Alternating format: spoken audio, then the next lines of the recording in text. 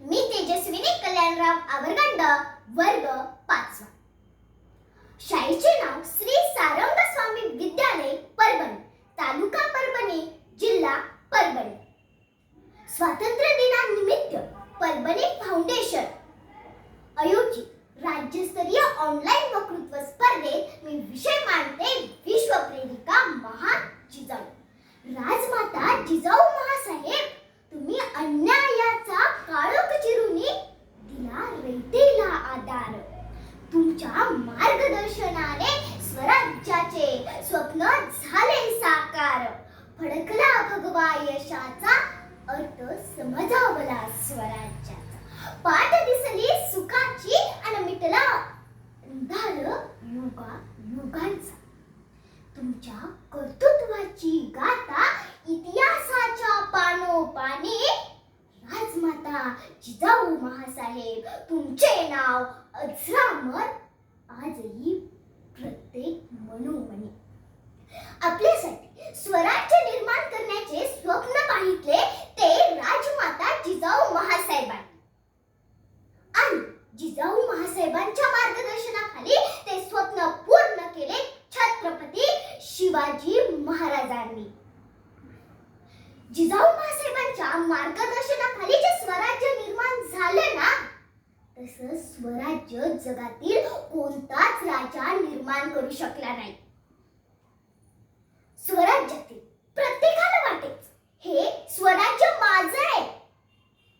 ह्या स्वराज्यातील राजा हा माझा आहे आणि टिकवणं आणि वाढवणं ही माझी जबाबदारी आहे. असं जगातील एकमेव स्वराज्य आपल्यासाठी जिजाऊ महासाहेबांनी छत्रपती शिवाजी महाराजांना निर्माण करायला लावलं.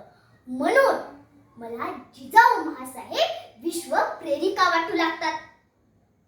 जिजाऊ महासाहेबांनी त्यांच्या आयुष्यात स्त्रीच्या आत्मसन्मानाची पायमल्ली कधीच होऊ दिली नाही.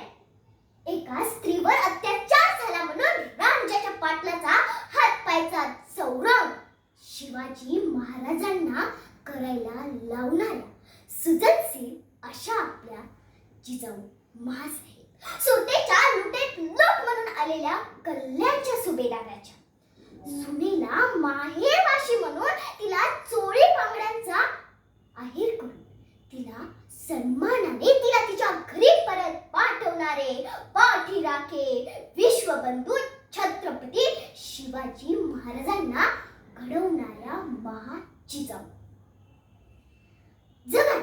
जगाच्या इतिहासात स्त्री जातीचा सन्मान करणारा पहिला राजा जिजाऊ महासाहेबांनी घडवलेला. म्हणून मला जिजाऊ महासाहेब विश्व प्रेरिका वाटू लागतात. जिजाऊ महासाहेब आपल्या मावळ्यांना आई वडिलांसारखी माया करत असत. जिजाऊ महासाहेब आपल्या स्वतःपेक्षा जास्त स्वराज्याला मानत असत. स्वतःच्या मान अपमानापेक्षा प्रजेचे हित जास्त महत्त्वाचे समजत असत.